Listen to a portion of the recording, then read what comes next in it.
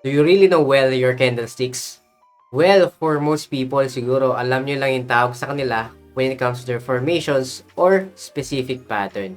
Today, for our lesson 2 ng ating price action trading series, let's dive deep. Paano nga ba talaga natin sila maintindihan on a full context kapag gumagawa tayo ng technical analysis?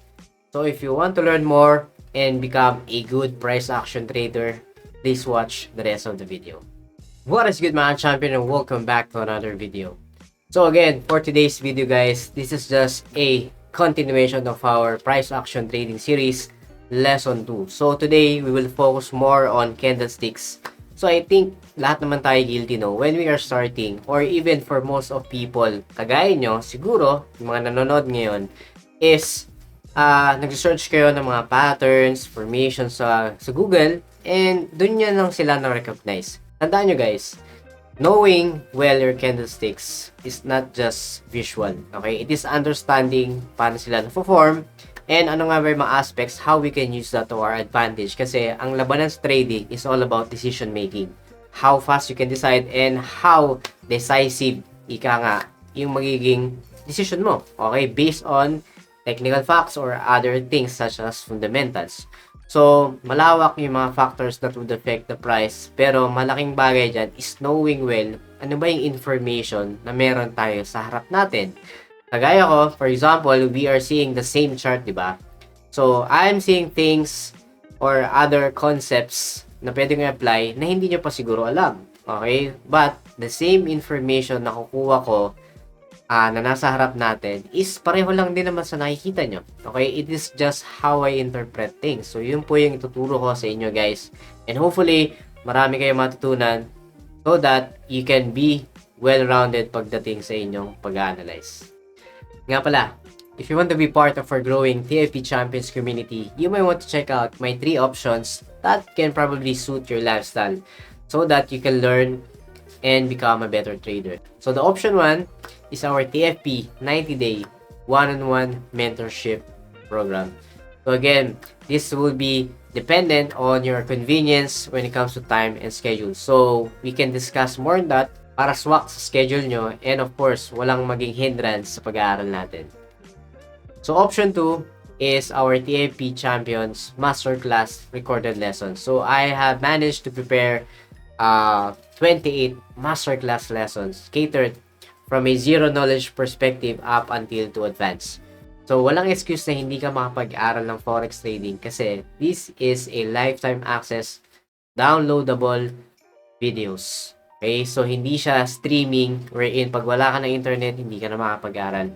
So, again, you can download all the videos for the option 2. So, that will be your lifetime resource material sa pag-aaral nyo ng forex trading. So, anytime, pwede nyo balikan yung mga nakalimutan yung concepts. So, for the option 3, this is the TFP Champions Bootcamp. So, this is a 5 weeks program. So, as compared to the one-on-one mentorship program, medyo fast track to. However, this will be a 4 times per week session. So, again, everyone who want to learn on a fast pace with provisions of group sessions as well. So, I have an ongoing batch now, but furthermore, I do have succeeding batches pa na i-accommodate to cater on your needs. So again, walang excuse na hindi kayo matutong mag-aral ng forex trading. So, try to fill in which one will work for you on these 3 options and I will be glad to help and guide you on your trading journey. So without further ado, let's get straight to our charts. Alright guys, so our topic for today is all about candlestick. And it's quite crucial to have a deeper understanding ng candlestick when you are being a price action trader. Okay? So, given that, we are all aware of na meron tayong dalawang candlestick. Meron tayong bullish and meron tayong bearish. So, lagyan natin ng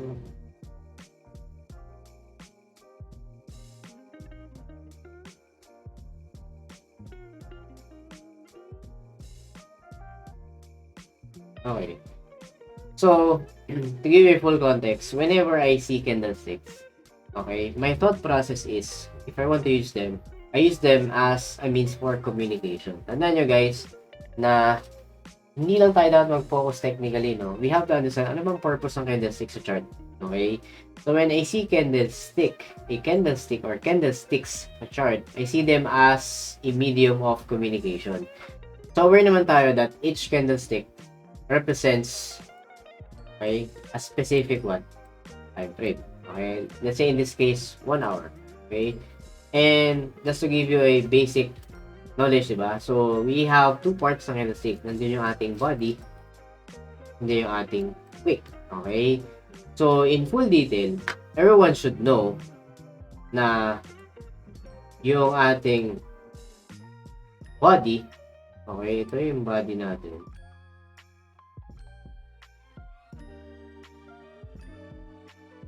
When we're dealing with bullish candlestick, okay, the body is being formed in terms of their closing and opening price. So, hindi naman to top secret or what, diba? So, I'm just showing you na dapat meron na kayong basic knowledge of how the body is formed. Okay, at least. So, usually, since we're dealing with a specific time frame, each candle is formed kapag natatapos kung anong time frame meron ka. Let's say, ito ay 1 hour. So, that means, every hour, nag-perform tayo ng panibagong candlestick. Okay? And, the only difference ng bullish sa bearish, okay, is yung kanilang closing in price. Okay, so in that sense,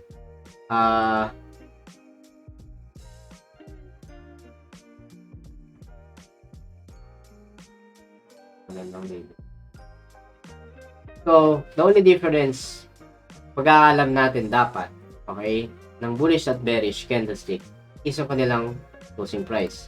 So, the closing price dictates the final price of a closed candle. Okay? So, kung bullish, that means dapat yung closing price is higher than your opening value. And with all regards, pagdating naman sa bearish, okay, yung closing price is lower than the opening price or value doon sa inyong bearish. Hence, kaya siya nagkakaroon ng visual aid doon sa inyong trading platform as red or green. Yung wicks would represent, okay,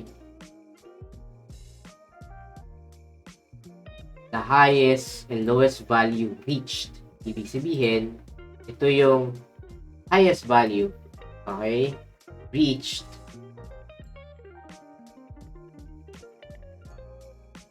okay, but not settled. Ibig sabihin, hindi siya dyan nagtapos. Dinaanan na lang niya yung pinakamataas na value during those duration, let's say 1 hour.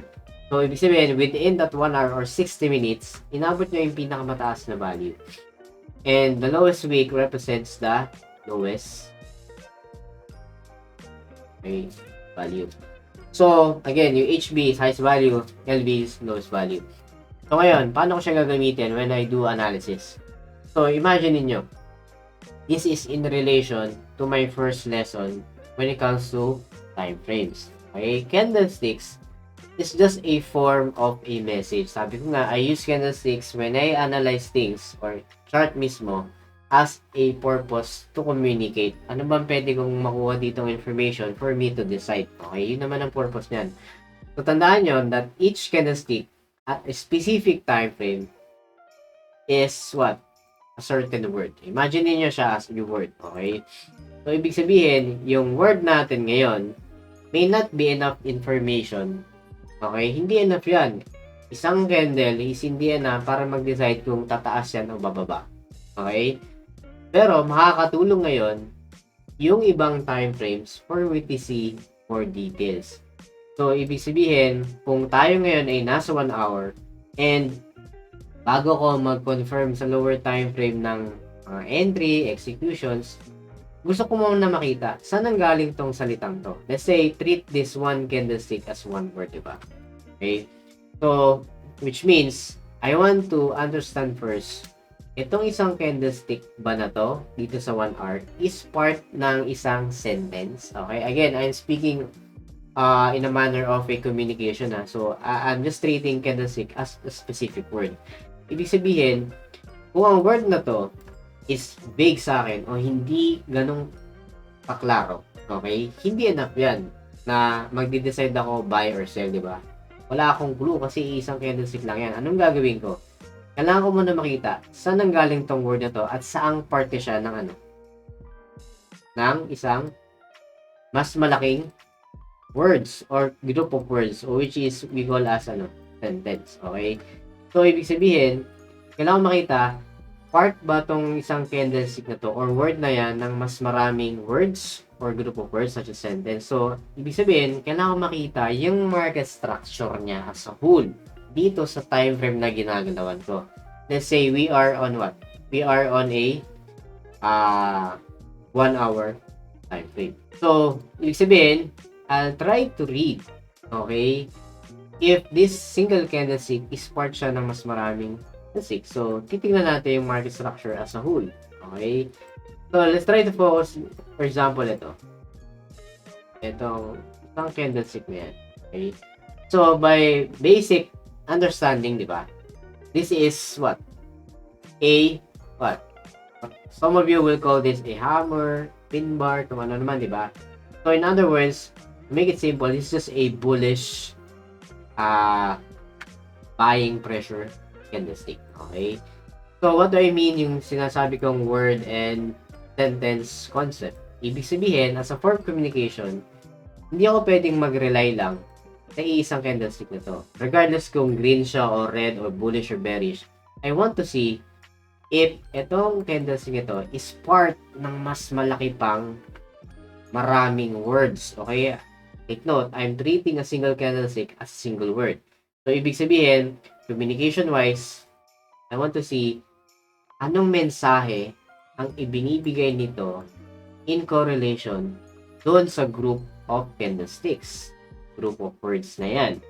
Okay? Ibig sabihin yan, I will try to read market structure as a whole and put other confluences. Okay? So, in this case, so meron tayo dito what? Okay, let's say, we have here a buying pressure candle. Would that be enough for me to say na magbabay ako? Maybe yes, maybe no. Pero hindi tayo sigurado, di ba? There's no guarantee. Okay? Unless I use other confluences. Okay? So, basing it from a market structure perspective, recently, okay, makita natin na meron tayong bull run dito. Okay? So, galing tayo dito sa low na to. And then, high, which somewhat consolidated. Nevertheless, the market still, nagkaroon pa rin tayo ng settlement, which is still higher than your previous low. So, we can call this your low, di ba? So, sabihin, pina-follow niya yung sequence ng structure ng trend, which is bullish in manner. Okay, so low, low, okay, high, and then ngayon, market broke through again this previous high, making it the high. Okay,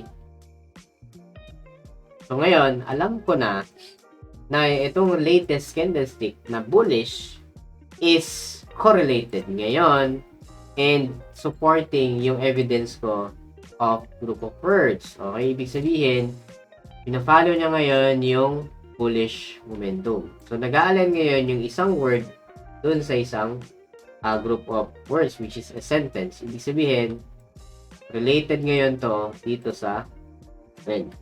So, ang tanong ngayon, would that be enough? Blind, di ba mag-place na ako ng execution? Hindi. Okay, bakit? Yan mo na ipapasok yung ibang other confluence. Let's say, I will add more confluence such as trend line or any support or resistance. Provided, okay, let's say, I'll add some confluence. For example, this trend line. Okay, this buying level or diagonal level such as yung ating horizontal diagonal support. Okay, so yan. So, normally, when I incorporate support resistance, I always use yung past, di ba? And then, high and low. Okay, so, Meron tayong previous high, 1 hour high, and previous hour low. So this will serve as what? My support resistance when I now want to see what is happening sa dito sa latest candlestick. Okay? Ibig sabihin yan, hindi naman necessarily na kung magpa-plot ako ng key level of support or resistance dito or dito, sample lang, even here, ay aabot agad yung market. Tandaan mo, we are focusing what is happening inside nitong iisang candlestick na yan. Okay?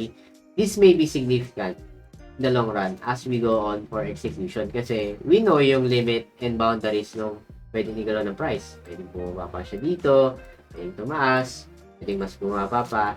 So, that can help us as a guide, di ba? Pero nevertheless, ang punteriya ko is, ano bang sinasabing information sa loob mismo na yan? Okay? So, which means, ito palang isang candlestick na to. Itong isang word, I can still break that down into several pieces of words. So, ngayon, when I see or analyze candlesticks, yung higher time frame, is yan yung kabuuang sentence. Diba?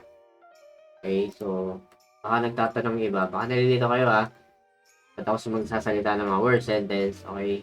I mean, I'm speaking on, like, form of what? Communication.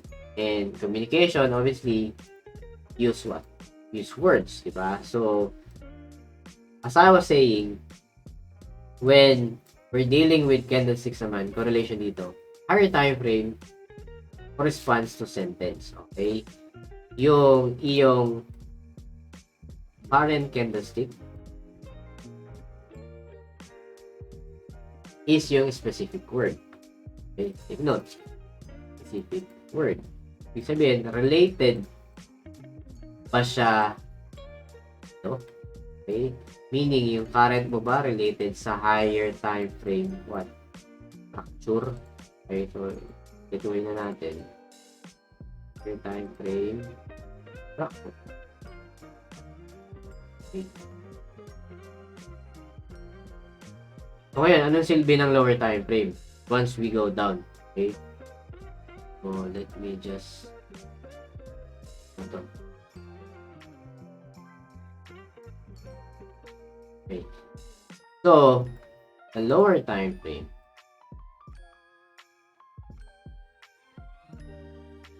structure corresponds to what?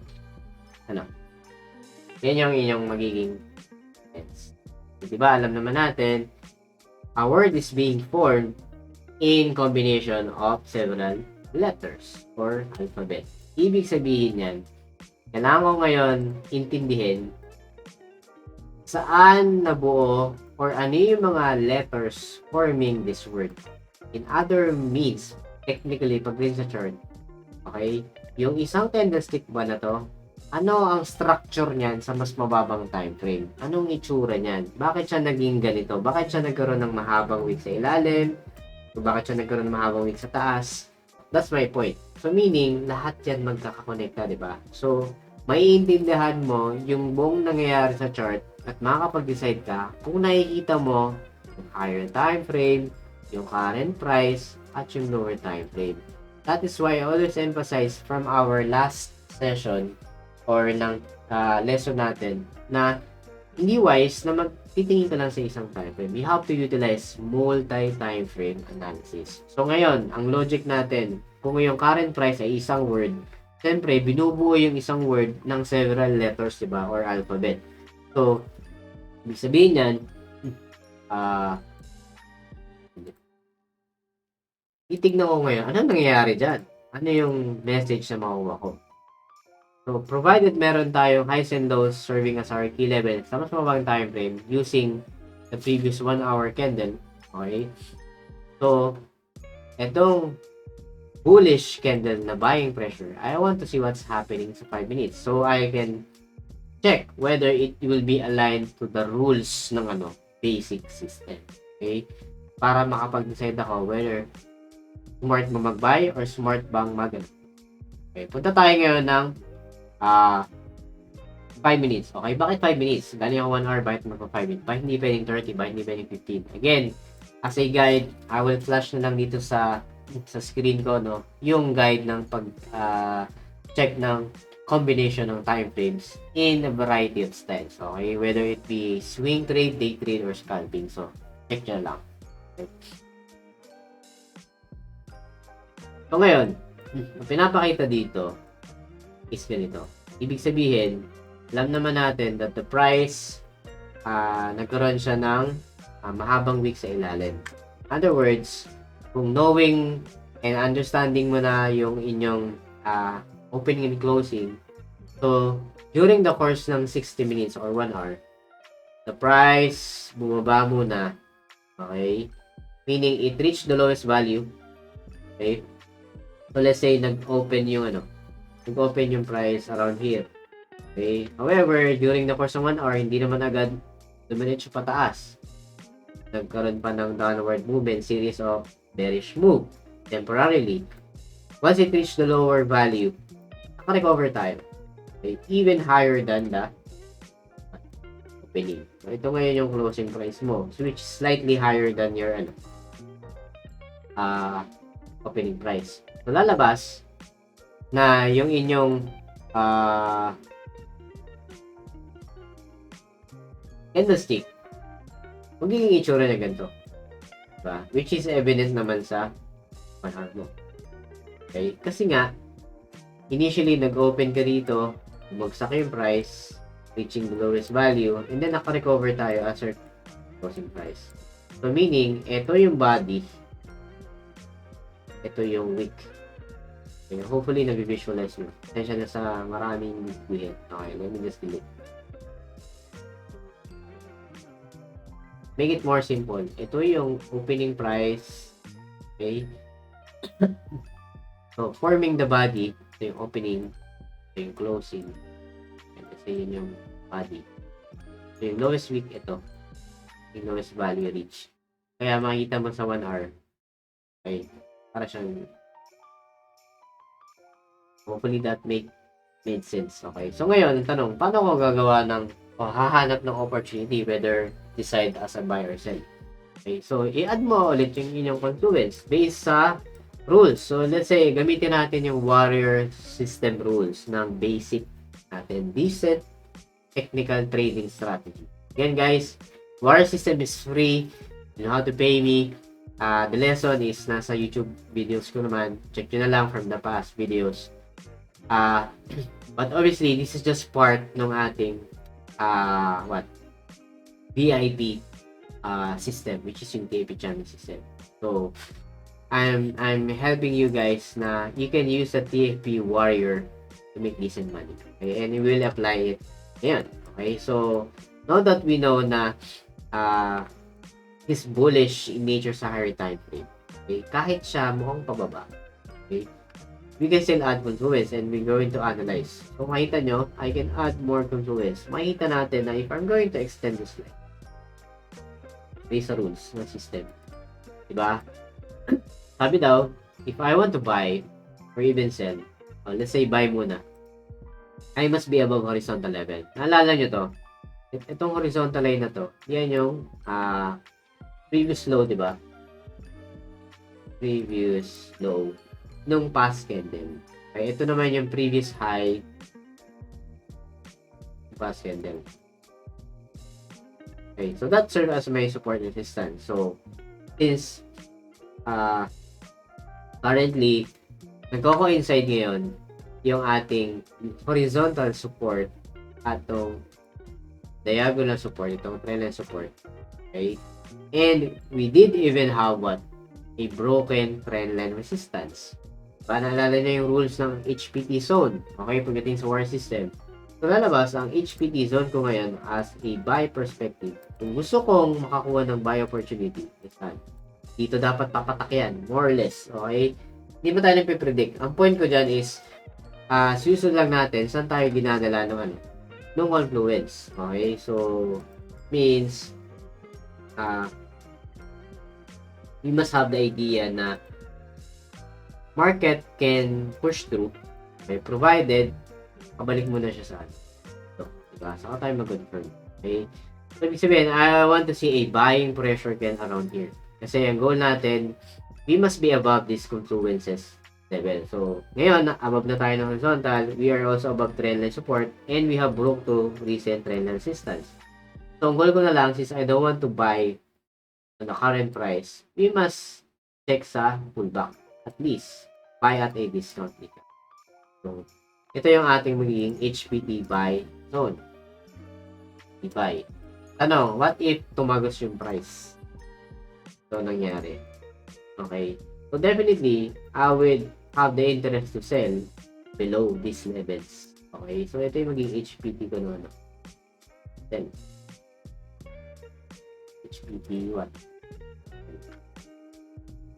Kasi ang nature natin dyan, pullback ulit. Diba?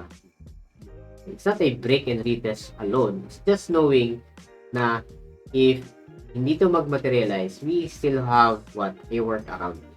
So, we always have plenty of, diba, ways to have a trade.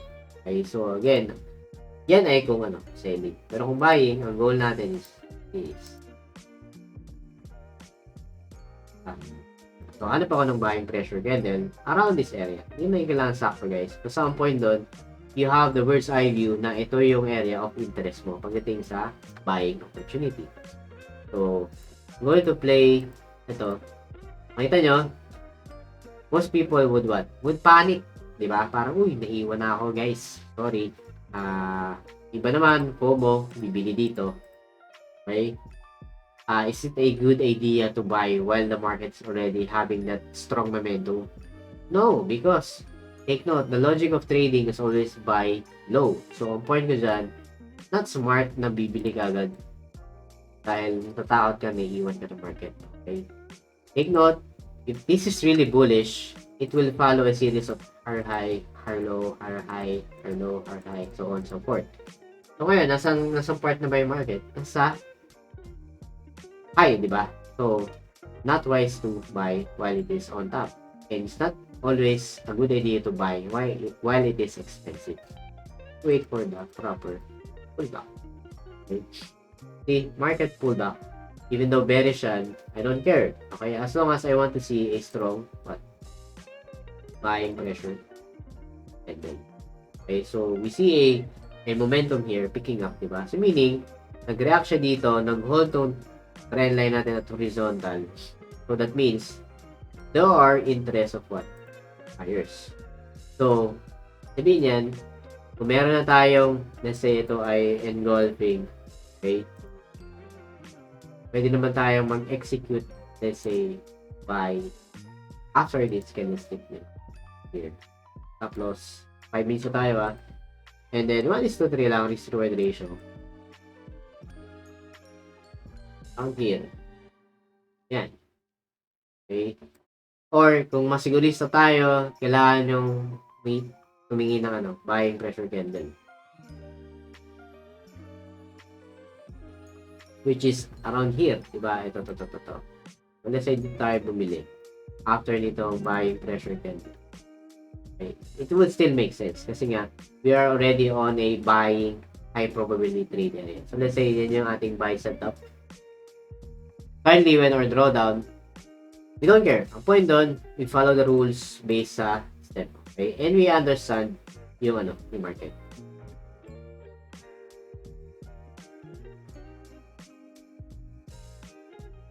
Okay. So, either way, whether mag-entry ka dito sa buying pressure o sa engulfing, it worked naman, di ba? So, provided, take note, hindi man ako nagkamap dahil lang, di ba, sa iisang candlestick, dahil lang sa iisang letter. Okay, in a manner of communication. I include that as a recipe or ingredient doon sa system. Kasi, I'm trying to analyze and incorporating candlestick doon sa mismong market structure, key level, of course, the knowledge of candlestick. So, in correlation with the candlesticks, okay, tandaan natin, we are seeing only a certain word on a group of sentences. So, we have to analyze how the word is formed through different letters. Yun nga yung matter of incorporating time frames in conjunction with your candlestick. Okay, so think candlesticks as a word alone on a specific time frame. Taas ka para malaman mo saang part siya ng sentence. Bumaba ka para malaman mo saan nabuo o ano yung mga letters na bumubuo dun sa word na yun. Alright? So, I hope that makes sense, di ba? Okay? This may not be a full lesson pagdating sa diving deep ng candlesticks, but hopefully you get the point, okay? Again, if you want to learn more no, uh, just have to go for the VIP or the mentorship program or bootcamp. Either way, hopefully that makes sense sa iyo, makipagbigay sa inyo ng more ideas and useful information para magamit nyo sa technical analysis. So, I hope nakatulong sa inyo to guys, itong lesson 2 natin ng price action trading series. Okay, so we will have plenty of lessons pa. Sabi nga, marami nagme-message. Take note, I do have shared a lot of lessons na, di ba, from the past.